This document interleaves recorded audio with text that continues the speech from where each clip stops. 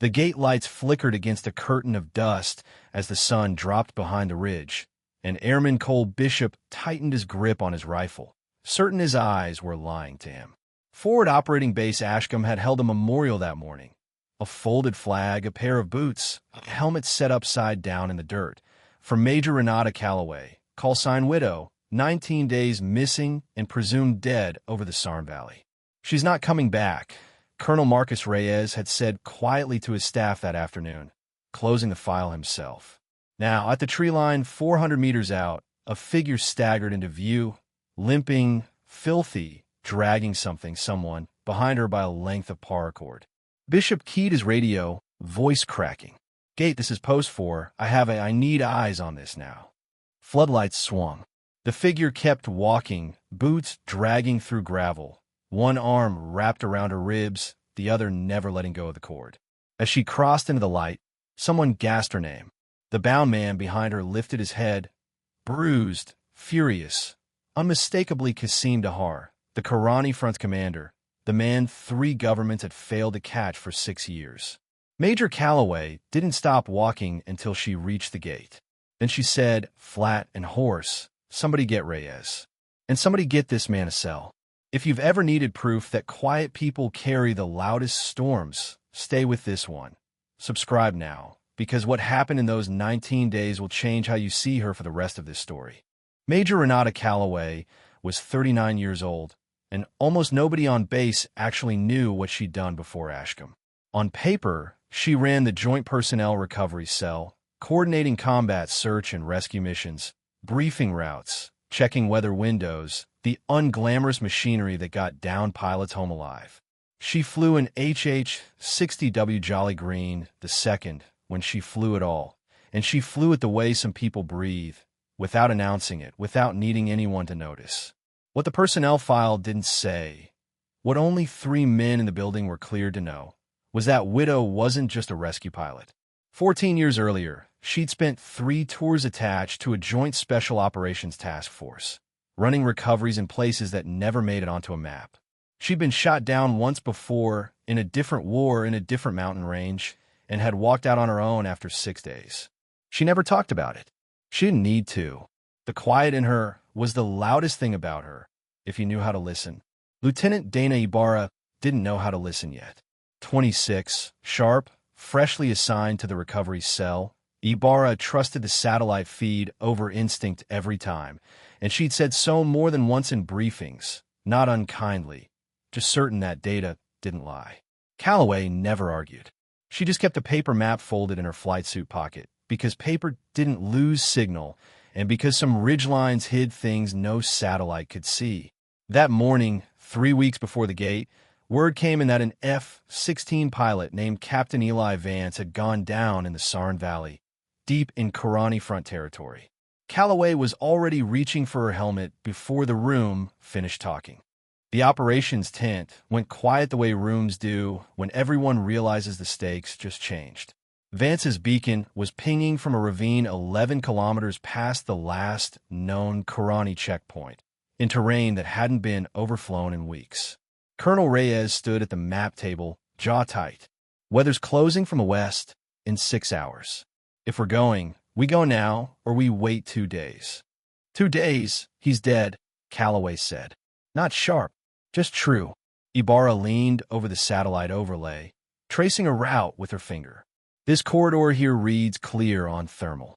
It's the fastest approach, ma'am. Cuts 20 minutes off flight time." Calloway studied it, then shook her head slowly. "That corridor runs under a ridge with 3 blind switchbacks. Thermal won't show you a man standing still with a shoulder-fired weapon. The data doesn't show any activity in that sector in 10 days. Data doesn't show what people are careful enough to hide." Calloway said it gently, not to embarrass her. Ibarra flushed anyway, and used to being questioned in front of the room, and for a moment something stubborn flickered behind her eyes. Reyes made the call. Calloway's route, longer but safer, with Ibarra flying co-pilot to learn the terrain firsthand. 2 Pave Hawks would launch.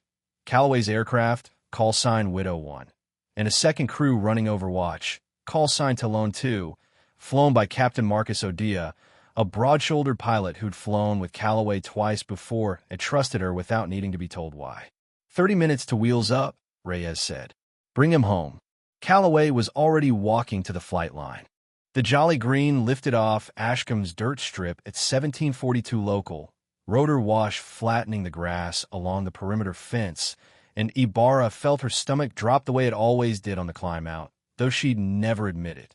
Beside her, Calloway flew with both hands loose on the controls, eyes flicking between the horizon and the instrument panel with a rhythm that looked almost lazy until you noticed nothing ever surprised her. Talon 2, Widow 1. How copy? Calloway said into the radio. 5x5, Widow 1. We've got your 6. Odia's voice, steady, half a mile back and above. The valley opened beneath them, terraced farmland giving way to broken scrubland and the long gray teeth of the ridgeline Calloway had warned about. Ibarra watched the thermal display, watched it stay clean, and felt a small, private vindication start to build, until Calloway suddenly banked the aircraft 8 degrees north without explanation. Mung. Shepherd down, there hasn't moved in 4 minutes, Calloway said, nodding toward a stationary shape near the switchback. Real shepherds move. They chase animals. No one's watching the sky. Ibarra looked again, saw nothing but a smudge of color against the rock, and said nothing, because arguing felt suddenly foolish. The aircraft passed wide of the switchback, adding 90 seconds to the flight. Copy the deviation, Widow 1, Odia radioed. Following your lead. Below them, Vance's beacon grew stronger on the receiver, a steady electronic pulse counting down the distance to a man who'd been alone in hostile terrain for 6 hours, praying somebody was coming, and having no way of knowing they already were. They found Captain Vance wedged into a rock crevasse 200 meters from his aircraft's burning wreckage, a compound fracture in his left leg, his face gray with pain and shock, but his eyes still sharp enough to track the approaching helicopter and cry with relief. Widow 1 is on station, Calloway radioed, bringing the Pave Hawk into a hover 30 feet above the ravine floor, rotor blades chewing loose gravel into a stinging cloud. Talon 2, hold high cover. We're going hot for hoist. Airman Priyanak, the flight engineer, was already lowering the rescue hoist, calling out cable feed in a clipped, practice cadence while Calloway held the hover rock steady against a crosswind that kept trying to push the tail rotor into the canyon wall. Ibarra watched the altitude hold digits and realized with something like awe that Calloway wasn't fighting the wind. She was reading it, adjusting a half second before each gust arrived, like she could feel it coming. Nock reached Vance, secured the harness, gave the signal. The hoist began its slow climb. That was when the ridge lit up. Muzzle flashes strobed from 3 positions along the switchback Calloway had steered them away from earlier. The same switchback just far enough that the shooters had repositioned, patient men who'd waited for exactly this moment. Rounds sparked off the Pave Hawk's fuselage. Nock shouted the hoist was fouled halfway up. Odia's voice cut through the radio, tight and fast. Widow 1, taking fire, you need a break now. Not until Vance is inside, Calloway said, and held the hover. 3 seconds felt like 3 years. Nock hauled the cable in hand over hand while Rounds stitched a line across the cabin's armor plating, and Ibarra, frozen for the first time in her career, heard Calloway's voice cut through her own panic like a hand on the shoulder. Ibarra, call out. Where's Talon 2? The question snapped her back. Talon 2 is engaging, ma'am. They're suppressing the ridge. Good. Watch our tail. I need eyes, not fear. Vance came through the cabin door with Nock dragging him the last 2 feet, and Calloway broke the hover the instant his boots cleared the threshold, nosing the aircraft hard down valley, trading altitude for speed, Rounds still cracking somewhere behind them. Odia's Pave Hawk peeled off the ridge to follow, laying down suppressive fire from the door gun as they went. Widow 1, Talon 2. I'm hit. Engine 1 is running hot. I've got a fuel warning. Say your position.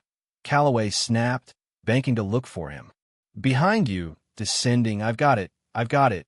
A burst of static swallowed the rest. Calloway keyed the radio jaw tight. Talon 2, say again. Talon 2, do you copy? Silence answered her.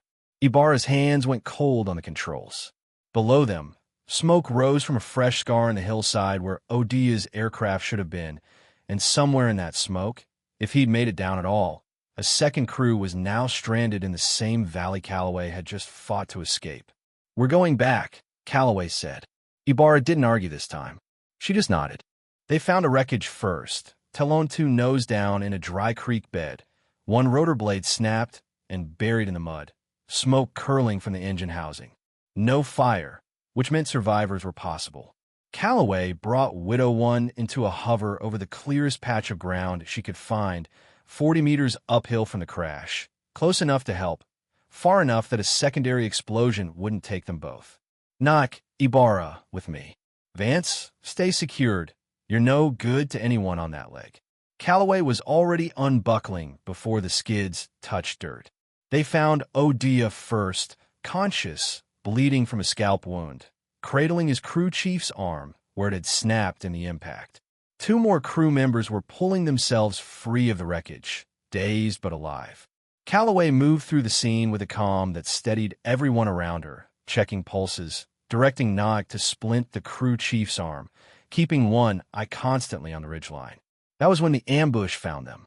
Not the same shooters, new ones closer, having crept down through a dry wash while the two crews were focused on the wreck. Muzzle fire erupted from 30 meters out. Calloway shoved Ibarra behind the fuselage and returned fire with her sidearm, buying second while Nog dragged the crew chief toward Widow 1's open door. Go, Calloway shouted.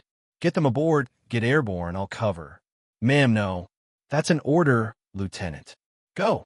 Ibarra hesitated 1/2 second too long, then ran, because it was the only choice that saved the others, and because some part of her already understood, with dread, exactly what was about to happen.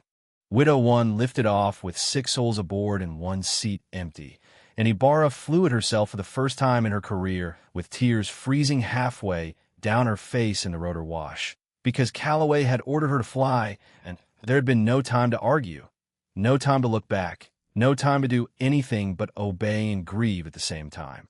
Through the open door, the last thing anyone saw was Major Renata Calloway, standing her ground beside the burning wreckage, sidearm raised, buying distance for 6 people she would never meet again if this went the way it looked like it was going to go.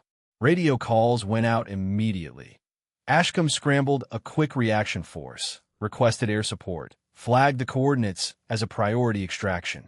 But daylight was fading. The weather front Reyes had warned about was arriving early, and by the time a second aircraft could reach the crash site 3 hours later, there was nothing there but scorched earth, spent casings, and silence. No body, no beacon signal, no trace of Major Calloway at all.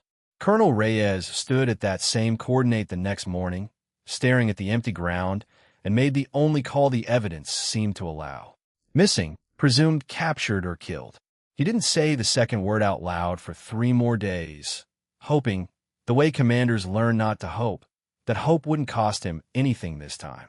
It would cost him 19 days of not knowing. It would cost Ibarra something she wasn't sure she'd ever get back, the belief that she'd done the right thing by leaving. The base absorbed the loss the way bases learn to, which is to say imperfectly, in silence, in overworked hands, in Ibarra flying every recovery mission afterward with a tightness in her chest that never fully released. She replayed the ridge 100 times. She replayed the order to leave. She replayed Calloway's voice, steady, certain, never once cracking, and hated how right it had sounded in the moment and how wrong it felt in every moment since. Search flights ran for 6 days before headquarters started asking pointed questions about resource allocation. Reyes fought for every extra hour of airtime he could justify, calling in favors, stretching mission profiles, until a colonel 2 levels above him made the calculation explicit. Continued search costs lives and assets against a probability curve that was, by day 9, approaching 0. She trained half this recovery cell, Reyes said quietly to his executive officer, the night before he was ordered to formally stand the search down. She'd tell me to stop looking. She'd say, don't waste good pilots chasing a ghost. Is that what you believe, sir? That she's a ghost. Reyes didn't answer for a long moment. I believe Renata Calloway has never once done what the probability curve said she'd do. He kept one drone pass a day, running over the Sarn Valley anyway, off the books, telling himself it was routine surveillance of Korani front movement. It wasn't. It was the last thread of a man who refused, quietly, stubbornly, to finish grieving someone the numbers said was already gone. 19 days after the ambush, that drone feed picked up something moving through the tree line that shouldn't have been there. What the drone camera caught was grainy, low resolution, easy to dismiss. A single heat signature moving with deliberate, controlled pacing through terrain that should have held nothing but goat trails and old mines. Reyes watched the footage 3 times before he said anything to anyone, because hope, he'd learned, was dangerous when you announced it too early. He didn't know yet that the figure on that screen had spent 19 days doing things that would never make into any after-action report anyone was clear to read in full. After the ambush, Calloway had bought her team 90 seconds and paid for it with a rifle, but to the skull, in 3 days chained in a mud-walled outbuilding on the outskirts of a Korani frontway station, questioned by men who didn't yet know what rank they'd captured. She gave him a name that wasn't hers and a story that wasn't true, and she watched, the way she'd always watched, learning the compound's rhythms. Guard rotations, supply runs, the times the generator ran loud enough to cover movement. On the 4th night, a careless guard left the door unlatched. Calloway didn't run. Running got you shot in open ground. She waited 2 more days, memorizing patrol gaps, until she understood the compound better than the men who'd built it. What she learned, listening through a cracked wall on night 6, changed everything. The way station wasn't just a holding site. It was a staging point for Qasim Dahar himself, the Korani Front's founder and commander, a man 3 governments had hunted for 6 years without success, and he was due to arrive in 4 days to inspect the camp personally. Calloway made her decision the way she made every decision, quietly, without theater, weighing the math of it in the dark. She could try to slip away alone, exploit the loose door, and likely make it back across 11 kilometers of hostile terrain with no weapon and no water. Or she could wait, watch, and take something back with her worth more than her own survival. She chose to wait. Over the next 4 days, moving only at night, she mapped the compound's blind spots the way she once mapped rescue corridors, patiently, methodically, trusting her own eyes over any assumption. She stole a canteen from an unattended supply cart. She stole a knife from a sleeping guard's belt without waking him, a skill nobody teaches in a classroom, only in the field, only after you've had to. She found a gap in the perimeter fence obscured by a collapsed grain shed and left it undisturbed, saving it, the way you save the one good card in a bad hand. On the 3rd night, she overheard 2 guards arguing about security for the founder's visit, confirming Dahar's arrival window down to a 12-hour range. She began rationing water, rationing sleep, rationing the ache in her ribs from the rifle strike, because none of it mattered if she wasn't sharp when a moment came. Back at Ashcombe, nobody knew any of this. They only knew a memorial had been held, a flag had been folded, and a young lieutenant named Dana Ibarra had stopped sleeping through the night, staring at ceiling tiles and asking the same unanswerable question. Could she have stayed? Could she have helped? Could she have changed how this ended? The morning of the memorial, Reyes stood at the podium with a folded flag under his arm and said the kinds of things commanders say when the truth is too heavy to hold up on its own. Service, sacrifice, a life given in the act of saving others. Ibarra sat in the 2nd row, hands clenched white in her lap, and heard almost none of it because her mind kept circling back to the ridge, to the shepherd who wasn't a shepherd, to the 90 seconds Calloway had bought them. Captain Eli Vance, leg in a cast, sat 2 seats down and didn't speak either. He owed his life to a woman being memorialized as dead, and the weight of that debt sat on him like stone. That same morning, 40 kilometers east, Qasim Dahar's convoy rolled into the way station compound under heavy escort. 3 armored trucks, a dozen fighters, and a man whose face Calloway had only ever seen in grainy intelligence photos pinned to a briefing wall 2 years earlier. She watched from beneath a tarp in the supply yard, motionless for 6 hours, cataloging his security details rhythm the way she'd once cataloged enemy patrol patterns from a rescue helicopter's window. Dahar kept a light security footprint by design.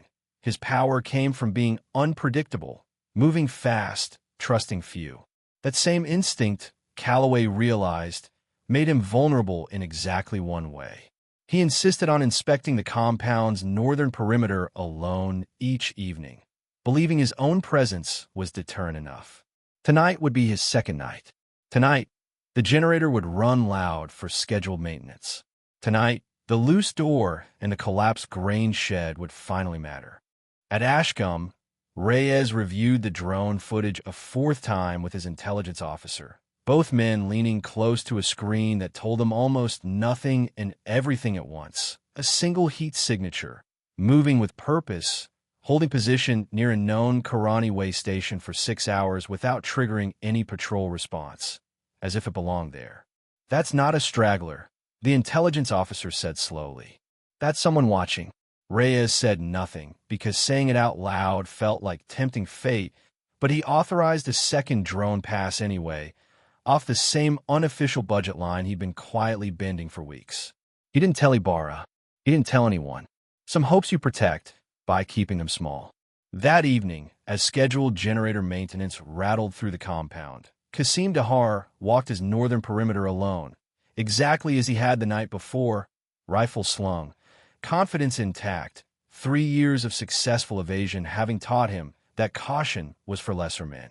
He passed within 4 meters of a collapsed grain shed without a glance, the way he had every other night, never imagining that the shed now held someone who had spent 4 days learning his habits better than his own guards had. Calloway moved when the generator noise peaked, silent as breath, closing the distance in 6 steps. Dahar never got the rifle off his shoulder. What happened next took 11 seconds. No gunfire, no alarm raised, because Calloway had spent 4 days ensuring it wouldn't need to. By the time the generator cycled down, Qasim Dahar was bound, gagged, and moving, dragged, stumbling, furious, toward the gap in the fence, 11 kilometers of hostile terrain standing between them, and the only gate that mattered. 11 kilometers on foot through hostile terrain is a long distance for a rested soldier with supplies and a radio. It is a brutal distance for an injured woman on 4 days of stolen water, dragging a 200-pound prisoner who fought her at every opportunity, through darkness, without a weapon beyond the knife she'd stolen 6 nights earlier. Calloway moved anyway, because stopping wasn't a plan, only an ending. Dahar tested her twice in the first hour, once trying to twist free near a rocky descent, once trying to shout before her hand clamped over his mouth and her knife found his ribs close enough to feel through the fabric. "You will die out here," he hissed the one time she let the gag loosen enough for words. "Nobody is coming for either of us." "Somebody's always coming," Calloway said. "You've just never waited long enough to see it." She rationed movement to the darkest hours, using terrain features from memory. A dry wash here, a switchback there, the same ridgeline that had ambushed her own crew 19 days earlier, now serving as her map home. Twice, patrols passed within 100 meters, and twice she went utterly still, one hand clamped over Dahar's mouth, waiting with the patience of someone who had already proven she could outwait anyone. By dawn on the second day, her ribs screamed with every breath, her boots had worn through at the heel, and she'd covered barely half the distance. She kept walking anyway. Somewhere ahead, though she had no way of confirming it, a gate was still standing, and a young lieutenant was still blaming herself for a decision that had never been her fault. Back at Ashcombe, Ibarra requested a transfer to a different recovery cell, unable to sit in the same briefing room where Calloway used to stand, tracing routes on paper maps nobody else bothered to carry anymore. Reyes denied the request, not unkindly. "You'll fly with me on the next mission," he said. "That's an order, not a punishment." "Sir, I don't think I trust my own judgment right now." "Good," Reyes said. "That means you're finally paying attention the way she did." It wasn't comfort exactly, but it was the first thing anyone had said to Ibarra in 19 days that felt true rather than kind. She spent the next several days reflying every mission profile in the cell's records, studying Calloway's old route selections, understanding for the first time why a longer, uglier path around a blind switchback had once seemed like caution instead of hesitation. She began pulling paper maps from a supply locker nobody had touched in months, folding one in her own flight suit pocket the way she'd seen Calloway do 100 times without ever asking why. 40 kilometers away, Calloway crossed a shallow riverbed on the third night, boots filled with water, Dahar's resistance finally breaking into exhausted silence somewhere around midnight. She'd stopped speaking to him hours earlier, conserving what little strength remained for walking, for watching, for staying upright. At 0340, she spotted the faint perimeter lights of a base on the horizon and felt something close to relief for the first time in 19 days. Quickly followed by the grim understanding that the last 4 kilometers in daylight across open ground, in view of anyone still hunting them, would be the most dangerous of the entire journey. She waited until dusk of the 4th day to move the final stretch, judging correctly that daylight movement risked discovery by Karani scouts still combing the region for their missing commander.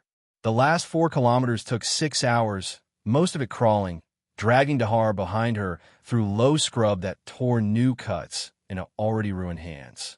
Twice she heard vehicle engines in the distance and went flat against the earth, pressing Dahar down with her, his fight long since replaced by a wary, calculating silence, as though he'd begun to understand something his captors back at the way station never had, that this woman was not going to stop, not for exhaustion, not for pain, not for him. At the fence line, she found a drainage culvert she remembered from an old terrain briefing, half collapsed but passable, and used it to bypass the last stretch of open ground where post-4 spotlights would have caught her too early before she was ready to be seen. She emerged from the culvert into the tree line at dusk, 400 meters from the gate, every step from there forward the last of whatever strength 19 days had left her.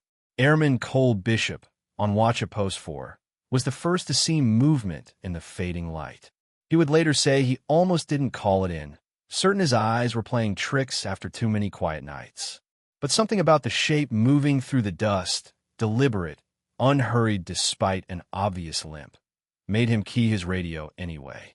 What Bishop didn't know yet, what nobody at Ashcombe knew yet, was that the woman walking toward the gate was dragging the answer to a 6-year manhunt behind her by a length of paracord.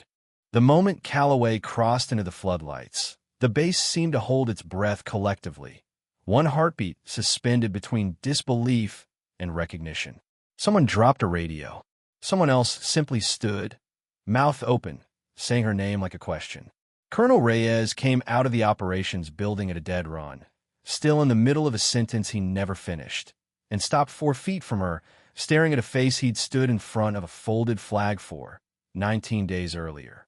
"Widow," he said, voice cracking on the call sign. How are you? Ribs are cracked.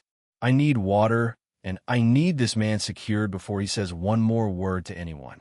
Calloway's voice was hoarse, flat, running on the last reserves of a discipline that hadn't broken even now. She finally released the paracord, and Kasim Dahar dropped to his knees in the dirt, bound, filthy, and utterly, unmistakably real. Recognition hit the assembled soldiers a half-second after hers did. A staff sergeant who'd studied the intelligence photos for years actually gasped out loud. That's Dahar. That's Kasim Dahar."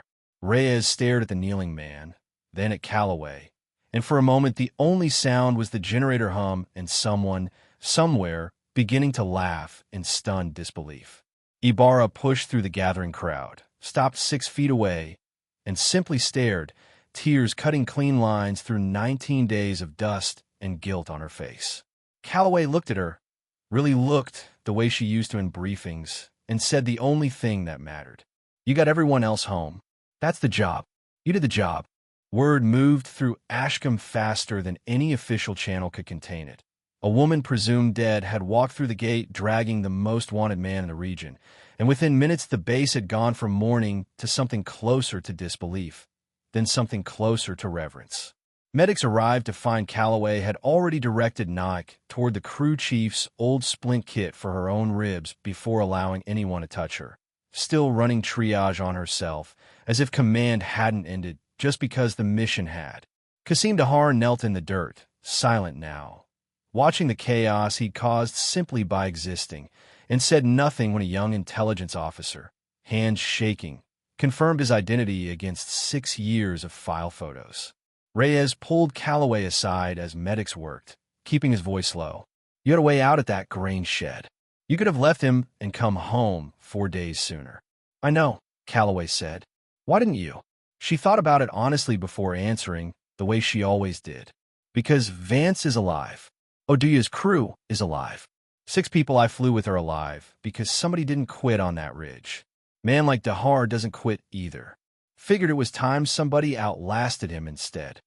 Reyes didn't have an answer for that, so he simply nodded and let the medics finish their work. Word reached headquarters within the hour, and by morning, requests for details had come from 3 different commands, none of them yet understanding that the woman at the center of it had spent the last 4 days surviving almost entirely on will alone and intended to sleep for exactly as long as her body demanded before answering a single question. Ibarra found her an hour later, propped upright in the medical tent against doctor's orders, ribs wrapped, and 4-line taped to one bruised arm, still giving instructions about Dahar's chain of custody like the last 4 days hadn't happened to her personally. Ma'am, you should be resting. I will, after I know he's secure. Calloway studied Ibarra for a long moment. You flew Widow One out of that valley yourself. First time under fire. How'd it feel? Ibarra hesitated, then answered honestly, because something about Calloway made honesty feel safe rather than risky. Like the worst thing I've ever done. Like I abandoned you. You followed an order that saved 6 people, Calloway said. That's not abandonment.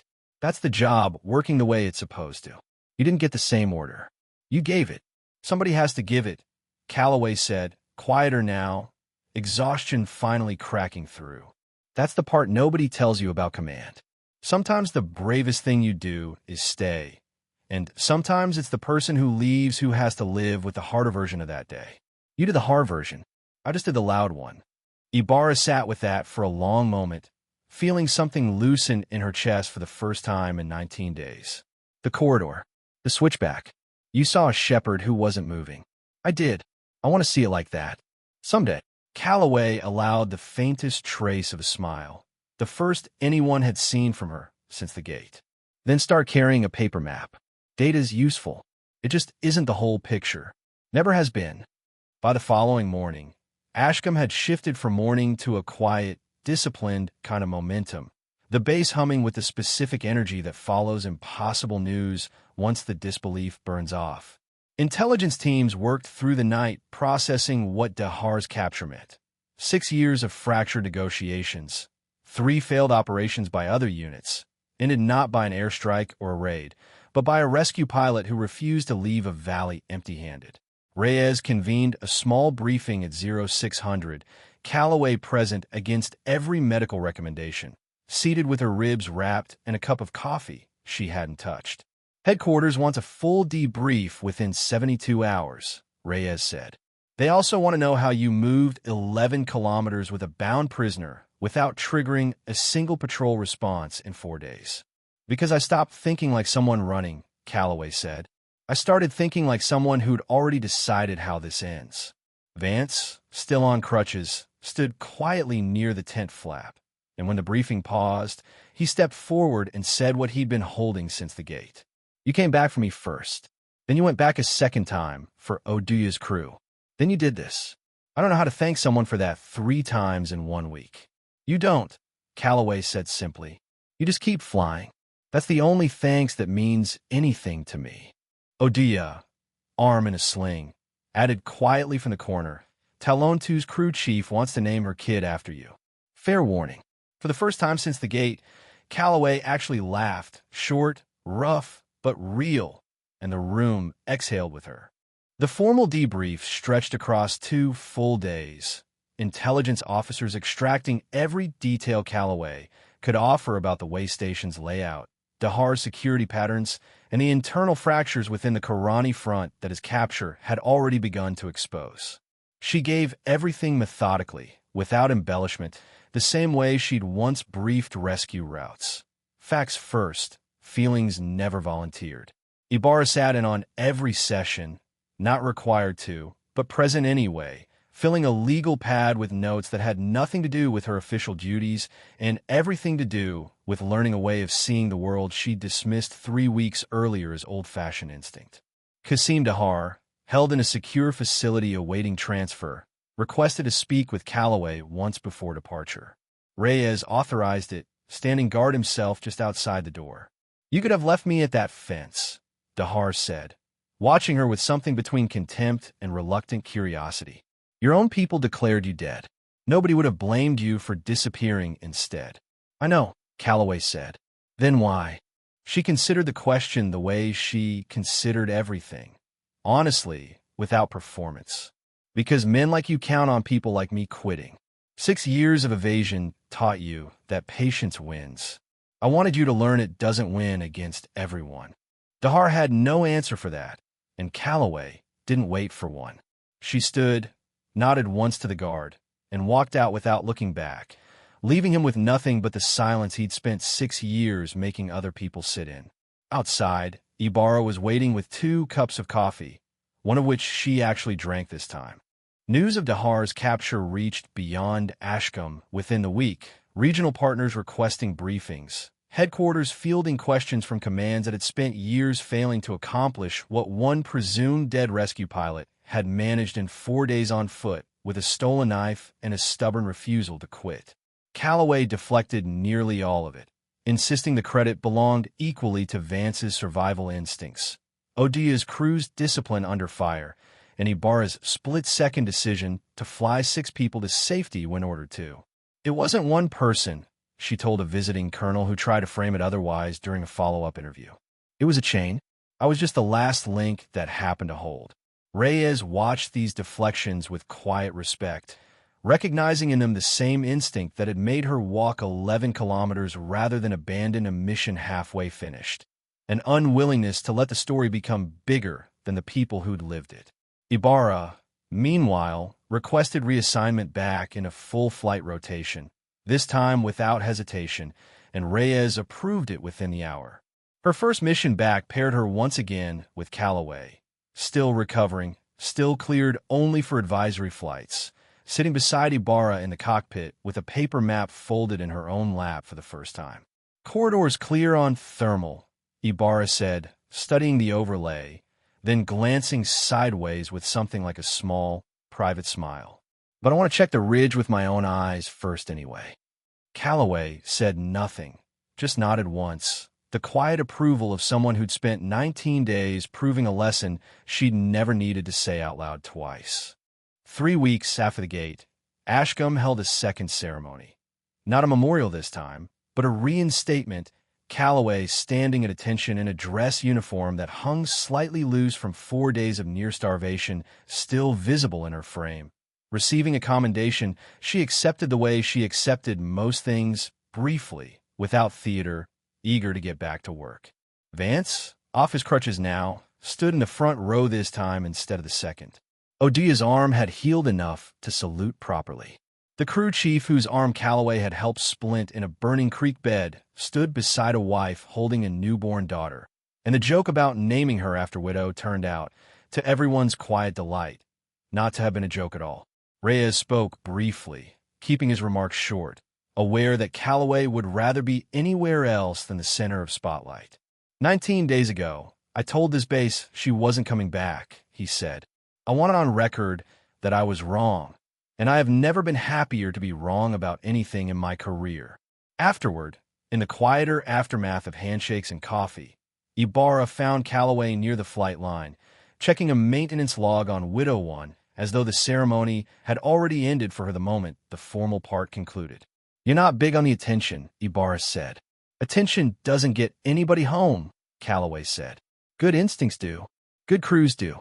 I'd rather spend the afternoon teaching you to read a ridge than standing around being thanked for it. Then teach me, Ibarra said, and meant it. Over the following months, the recovery cell at Ashcombe quietly changed shape around a habit nobody had officially mandated. Pilots began carrying paper maps folded into flight suit pockets alongside their tablets, checking terrain with their own eyes before trusting a satellite feed completely, pausing an extra 90 seconds on a route when something felt wrong even if the data insisted otherwise. Ibarra became the loudest advocate for it, teaching the same lesson to newer pilots the way it had once been taught to her, at cost, in a valley she never fully stopped thinking about. Qasim Dahar's capture led, over the following year, to the fracturing of the Karani Front's leadership structure. Intelligence gathered from his interrogation, quietly reshaping operations across the region in ways that rarely made headlines, but saved lives all the same. The unglamorous machinery of consequence, turning long after the gate had gone quiet again. Calloway herself returned to flying full rotations within 2 months, ribs healed, reputation transformed from quiet unknown to something closer to legend, though she were the legend the same way she'd worn the anonymity before it. Without much comment, without seeking it out, simply doing the job in front of her. Vance, fully recovered, requested reassignment to fly alongside the recovery cell whenever schedule allowed, calling it, half joking, half serious, paying down a debt I'll never actually finish paying. Odia's crew chief's daughter, 6 months old now, had in fact been given Renata as her middle name, a detail Calloway pretended to find mildly embarrassing and secretly did not. Ashka moved forward the way bases do, quietly, steadily, carrying forward a single grounded lesson none of them ever needed to relearn twice.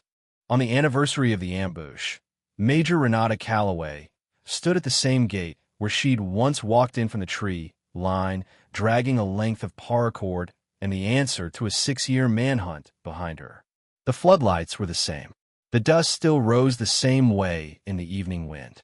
But this time she stood on the inside of the fence, watching Lieutenant Dana Ibarra lift off on a training flight, paper map folded neatly in her flight suit pocket, flying the route herself now, trusting her own eyes the way someone had once taught her to.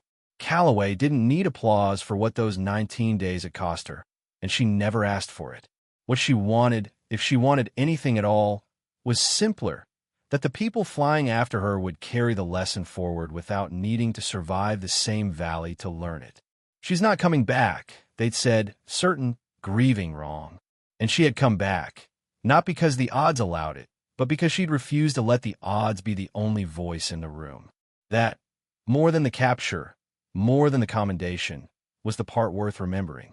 Quiet competence doesn't announce itself.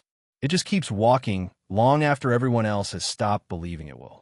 If this story moved you, if you believe the quiet ones are often the strongest ones in the room, tell someone about her tonight. Leave a comment with the name of someone in your own life who reminds you of Widow. Share this with them, and subscribe because there's always another story like this one waiting to be told about the people who never stop coming back.